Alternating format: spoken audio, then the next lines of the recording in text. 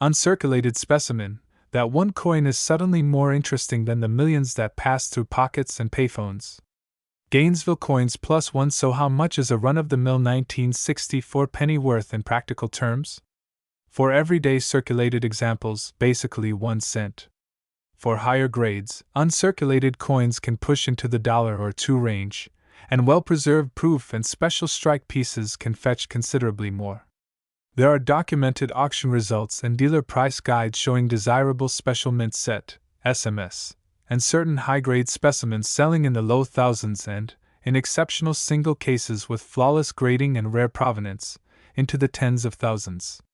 But the story that a common 1964 penny is worth $88 million? That's a myth with no reputable auction or grading house backing it. Wild valuations like that usually start as social media exaggerations, misinterpreted auction estimates, or confusion with genuinely extraordinary rarities from other years or series.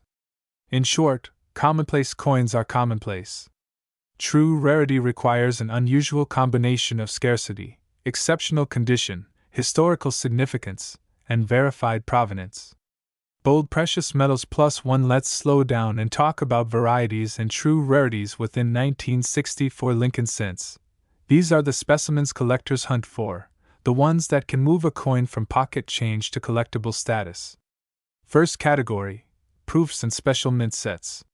1964 marked the final years when the mint's production and experimentation created SMS pieces and special strikes that differed from the standard business strikes.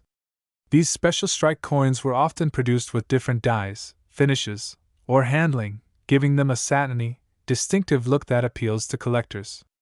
A high-grade SMS 1964 cent, especially if graded at a top level by a major third-party grading service like PCGS or NGC, can bring significant money compared to a common cent, sometimes into the low to mid 5 figures depending on grade and rarity. That's rare, but real. Bold precious metals +1 second, mintmark and repunched mintmark, RPM, varieties. The Denver Mint put a D under the date for Denver strikes. Some mintmarks were repunched on the die, creating a visible doubling or shadow effect on the D. RPMs can be collectible because they show a specific production error at the die-making stage. They're predictable in cause but unpredictable in exact appearance, and the market rewards distinct, well-documented examples. If you find a clear RPM on a 1964 cent, take a high-resolution photo and consider having it evaluated by an experienced numismatist. Not every RPM is valuable, but some command premiums. CoinIdentifier.com. Third, struck on planchet anomalies, clipped planchets, broad strikes, and die breaks. These are physical errors where something went wrong during the minting process. A planchet, the blank disc, might be clipped, a strike might be off-center, or the die might have developed a crack that leaves a raised ridge, a die crack, or a missing design area, a cud. Error collectors prize these for their uniqueness and visual drama.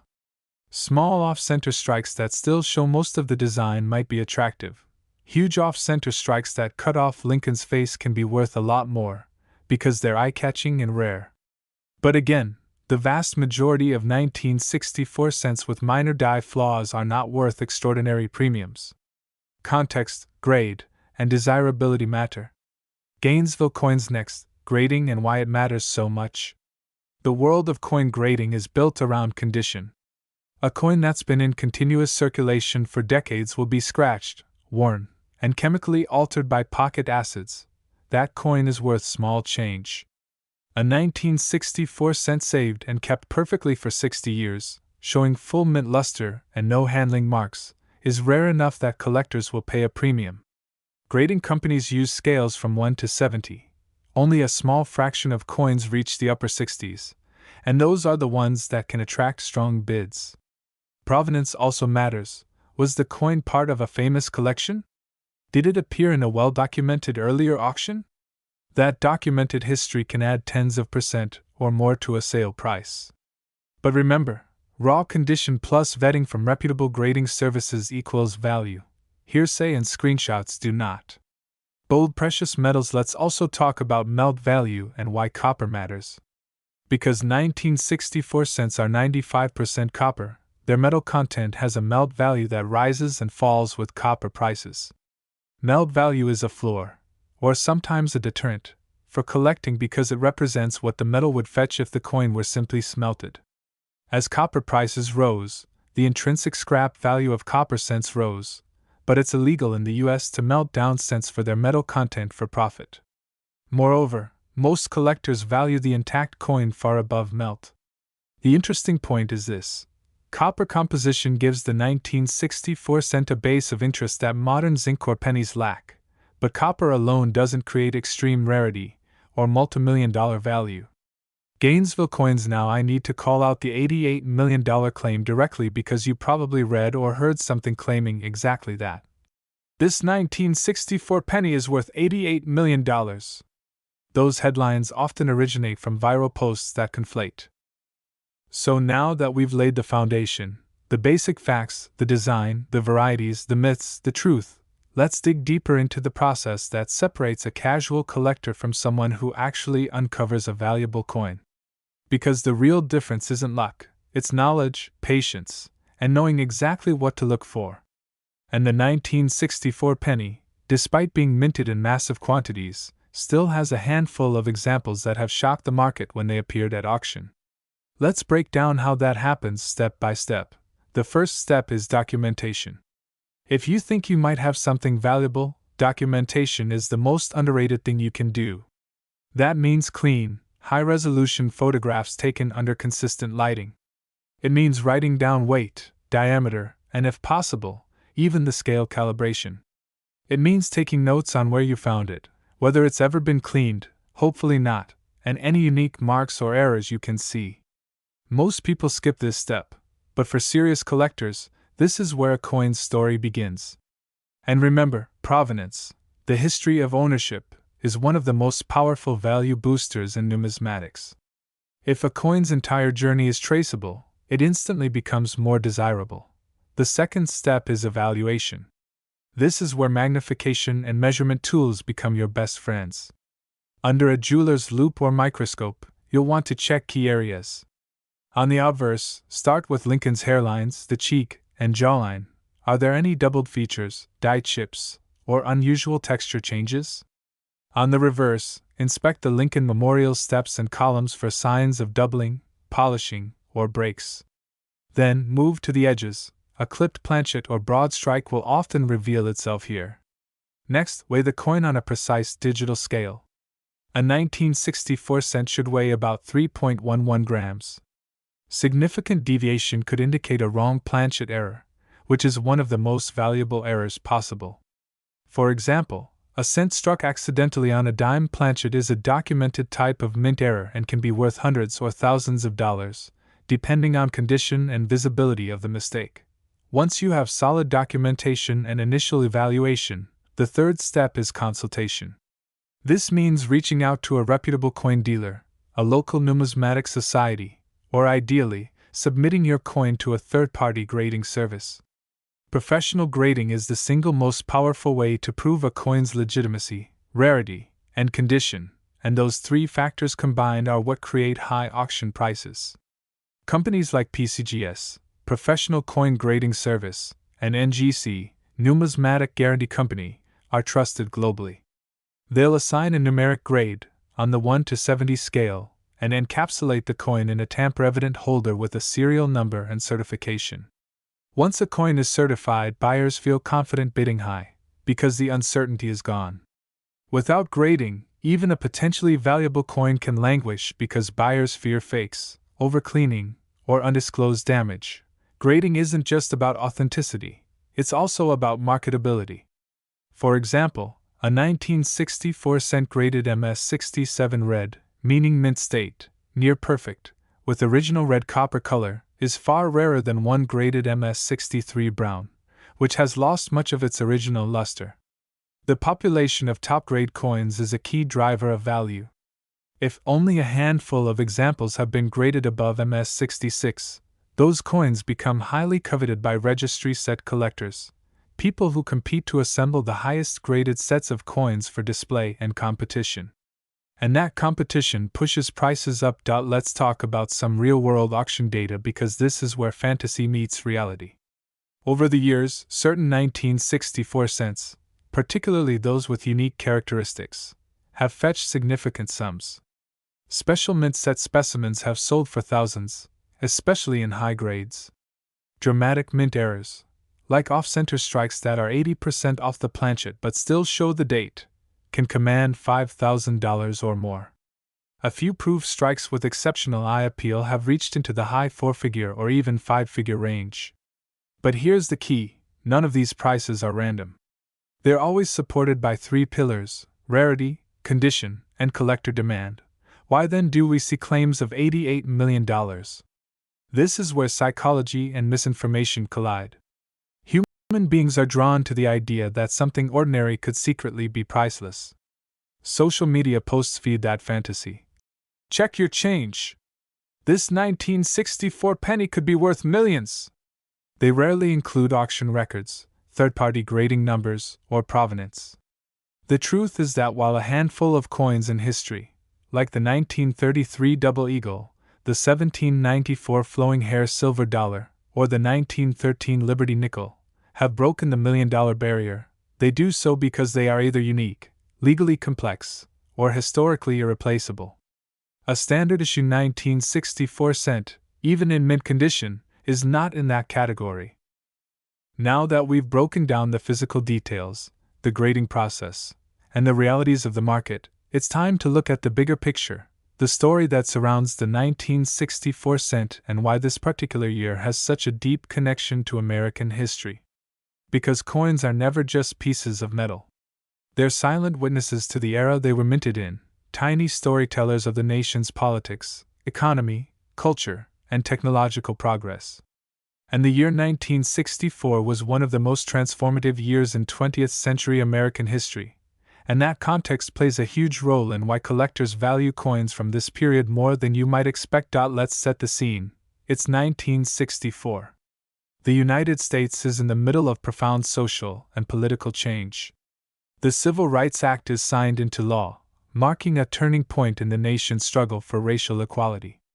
The Beatles have just landed in America, reshaping popular culture forever. The Cold War is at its peak, with tensions simmering between the US and the Soviet Union, and the space race is pushing technological boundaries every single month. President Lyndon B. Johnson is expanding the Great Society programs, while the Vietnam War is beginning to intensify. It's a year of optimism and upheaval, of progress and conflict, and the penny in your pocket from that year is, in a very real way, a tiny artifact of all of it. The US Mint, too, was dealing with its own set of challenges. In the early 1960s, the American economy was booming. Rapid industrial growth, suburban expansion, and a growing population created unprecedented demand for coins. By 1964, the demand had become so intense that the nation faced a severe coin shortage. Businesses struggled to get enough small change to operate smoothly. Vending machines, pay phones, parking meters, all the daily conveniences that relied on coins were impacted. The mint had no choice but to ramp up production massively. That's why more than 6 billion Lincoln cents were struck in 1964, one of the highest mintages of any coin in U.S. history at the time. This coin shortage was so significant that it even influenced policy decisions. The U.S. Treasury and the Mint had to rethink their approach to coinage. They experimented with alternative metals and planchet compositions, and they suspended the production of proof coins temporarily to focus on circulation strikes. All of this means that the 1964 cent sits at a crossroads. It's a product of economic necessity, minted in staggering numbers, but also part of a broader story about how the U.S. adapted to the demands of a modern economy. And there's another important detail about the 1964 penny that many people don't realize. It represents the last era before major changes swept through American coinage. Just the following year, in 1965, the U.S. Mint would remove silver from its dimes and quarters, replacing them with copper-nickel-clad compositions due to rising silver prices. This shift marked the end of hard money, silver circulating coins, and the beginning of the modern era of debased metals. The humble 1964 cent, still struck in its classic 95% copper alloy, stands as one of the last pennies from the old composition era before further changes began creeping into U.S. coinage decades later, including the switch to copper-plated zinc cents in 1982. This historical positioning gives the 1964 cent a special place in the series. It's not just another date, it's the last penny of the early modern copper era before the larger changes to U.S. coinage strategy. For many collectors, that alone makes it worth saving. It's a tangible link to an era of stability, craftsmanship, and tradition in American coinage. Now, let's look more closely at the artistry behind the design, because understanding the symbolism can deepen your appreciation of the coin. The obverse, designed by Victor David Brenner in 1909, was revolutionary at the time. Prior to Lincoln's portrait, U.S. coins traditionally featured allegorical figures like Liberty. The decision to place a real historical figure, and a president, on a circulating coin was a bold shift. Lincoln, chosen for the centennial of his birth, embodied ideals of unity, freedom, and sacrifice, and his profile has remained virtually unchanged for over a century. Even the slight curvature of his shoulders, the solemn expression, and the careful engraving of his beard were deliberate choices meant to communicate dignity and resilience. The reverse, redesigned in 1959 by Frank Gasparo to mark the 150th anniversary of Lincoln's birth, is equally symbolic. The Lincoln Memorial is not just a building, it's a monument to American ideals. The fact that Lincoln himself is depicted sitting inside the memorial on the reverse, making the 1964 cent the only U.S. coin to feature the same person on both sides, was a subtle but powerful artistic statement. It represents Lincoln's enduring presence in the nation's conscience. Every time you flip that coin, you're reminded that his legacy isn't confined to one face or one side, it permeates the nation's memory. Understanding this symbolism is key because collectors aren't just buying metal, they're buying meaning. A coin with a story, a coin that reflects the nation's ideals, has a deeper appeal than one that's merely old or rare. And the 1964 cent, despite its massive mintage, carries that weight of symbolism and history on both sides. Now, let's circle back to the economic forces that shaped this coin's life after it left the mint. One of the most fascinating chapters in the penny's story came in the 1970s and 1980s, when copper prices began to rise significantly. Suddenly, the intrinsic metal value of a cent, the melt value, approached or even exceeded 1 cent. That led to widespread hoarding.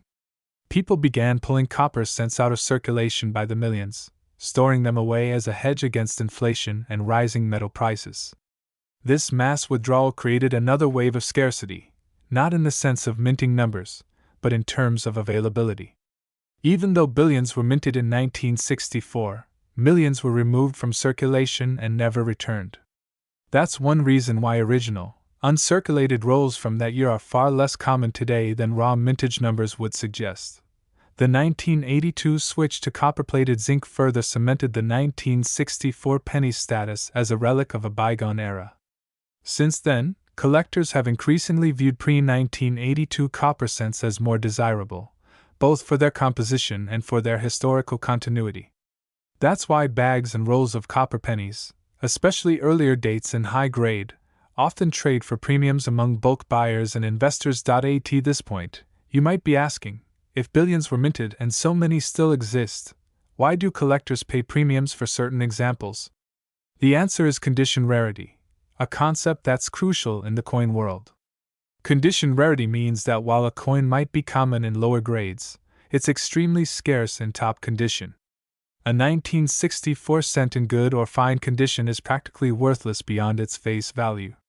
But a 1964 cent in MS67 red, blazing original color, no contact marks, full strike, is a completely different story. There might only be a handful of examples at that grade level, and registry collectors will pay handsomely for them. In other words, scarcity isn't always about how many coins exist. It's about how many exist in that condition. We also have to consider another layer of collector psychology: nostalgia. Many collectors alive today remember using 1964 pennies as children. They remember buying candy with them, finding them in change, or collecting them from pocket change with their parents or grandparents. That emotional connection adds intangible value. People aren't just buying coins, they're buying memories, a sense of continuity with their past. This is one of the most underestimated drivers of demand in numismatics, and it's one reason why even common-date Lincoln cents enjoy robust collector interest. Another important historical angle is how the mint itself evolved during this time.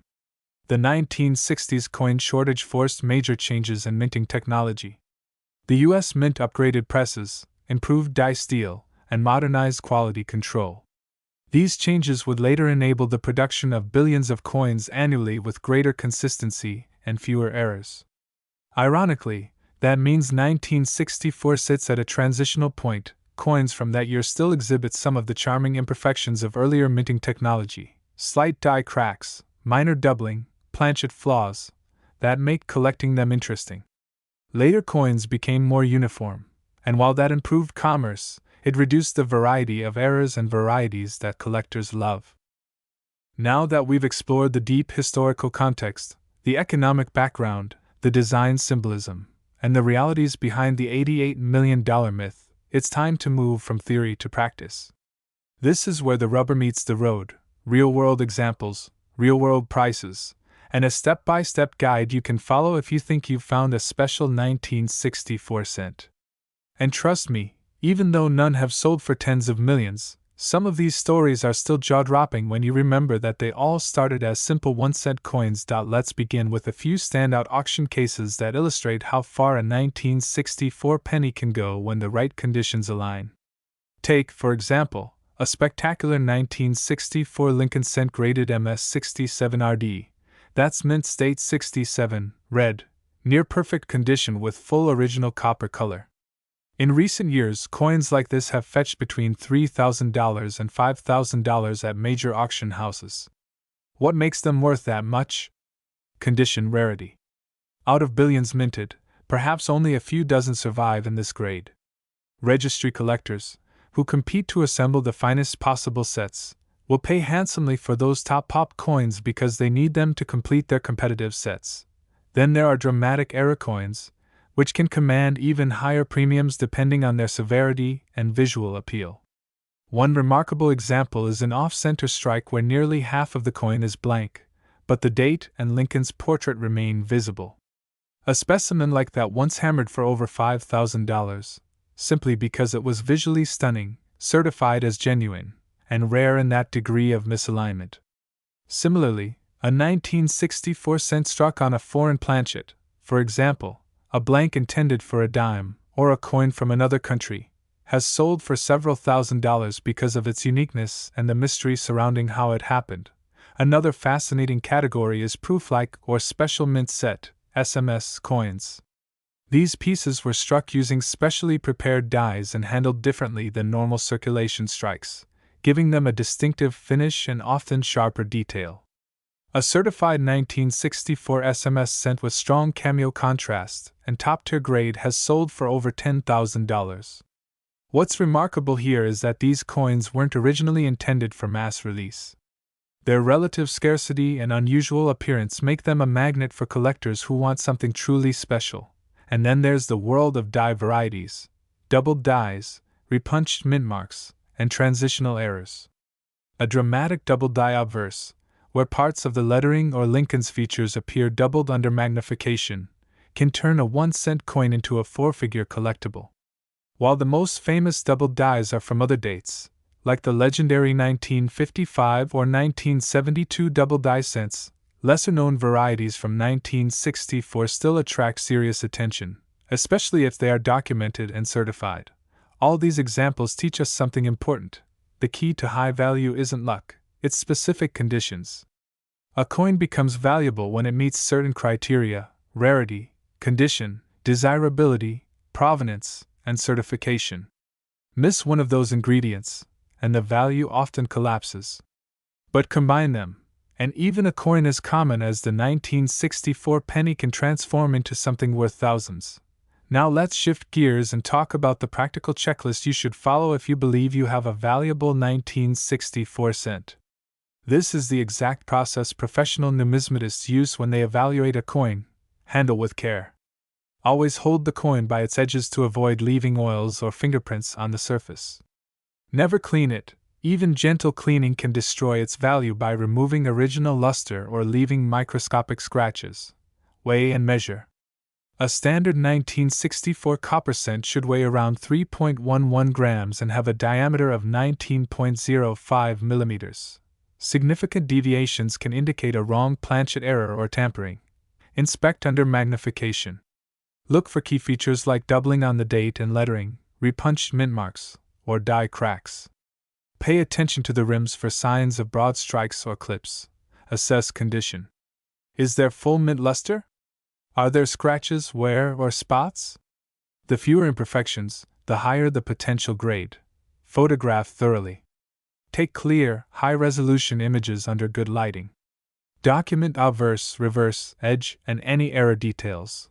Compare with references.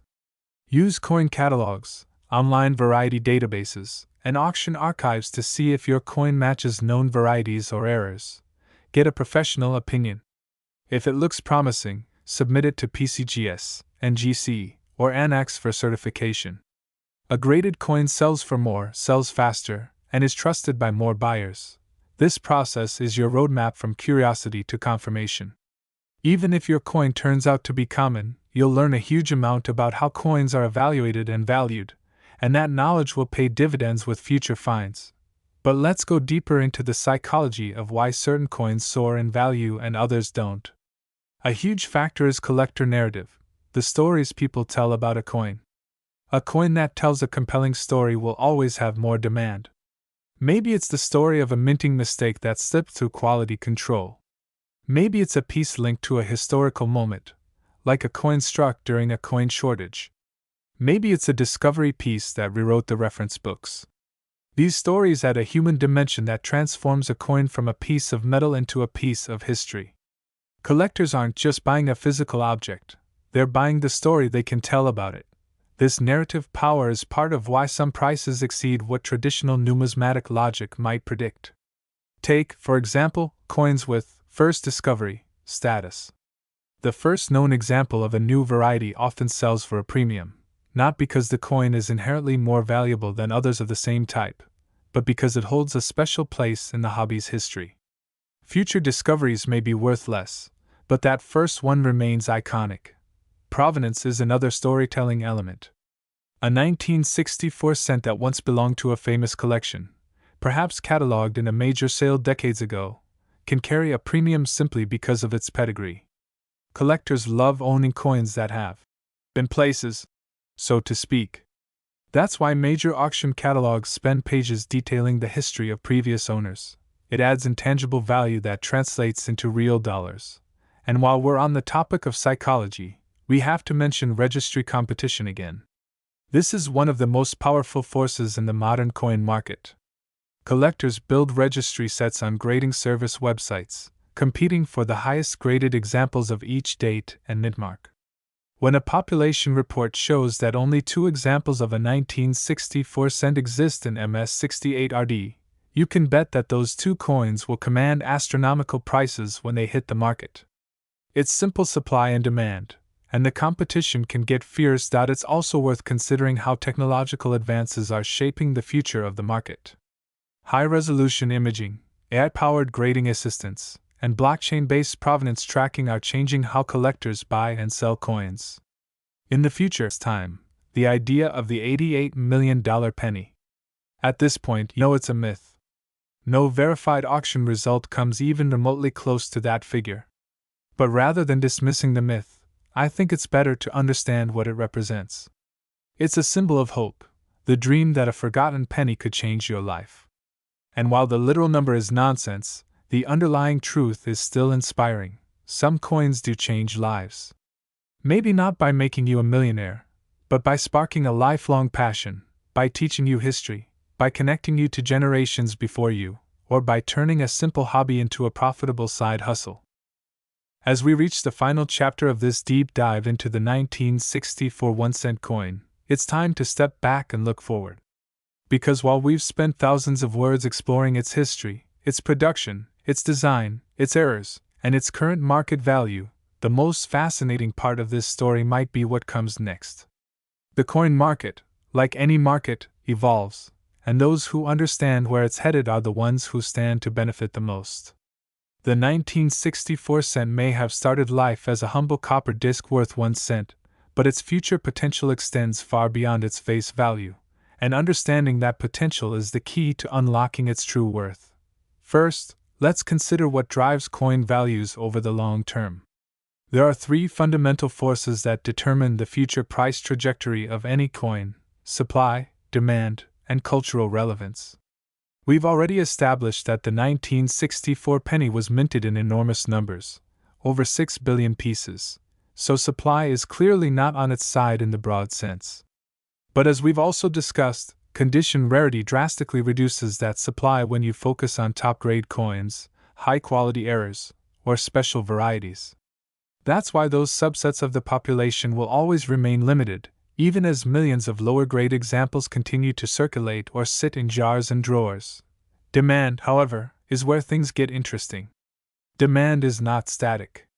It changes with demographics, with cultural trends, with technology, and with shifts in how people view collecting. And right now, several trends are converging that could significantly boost demand for coins like the 1964 cent in the decades ahead. The first is the aging of the baby boomer and Gen X collector base. These are the generations that grew up using copper cents daily. They have a nostalgic connection to coins like the 1964 penny, and as they retire and pass on their collections, those coins will re-enter the market. That might sound like it would increase supply and drive down prices, but history shows the opposite often happens. When classic coins come back into the market in large numbers, they attract renewed attention, spark interest among younger collectors, and re-establish certain coins as must-have pieces. It's a cyclical process that has happened many times before, and the 1964 penny is almost certain to benefit from it. The second major driver is the rise of digital collecting platforms. The way people collect coins today is fundamentally different from how they did it 30 years ago. Instead of relying on local coin shops and physical shows, collectors now have access to global marketplaces, live auctions, and online registries at their fingertips. This democratization of the hobby means that more people can participate, more buyers can compete for the best coins, and prices can be pushed higher by global demand rather than local interest. It also means that information spreads faster. A newly discovered error or variety can become famous overnight, dramatically increasing its value. The third force shaping future demand is cultural relevance, and this is something that shouldn't be underestimated. Coins are more than just money, they're cultural artifacts. They reflect a nation's identity, its history, and its values.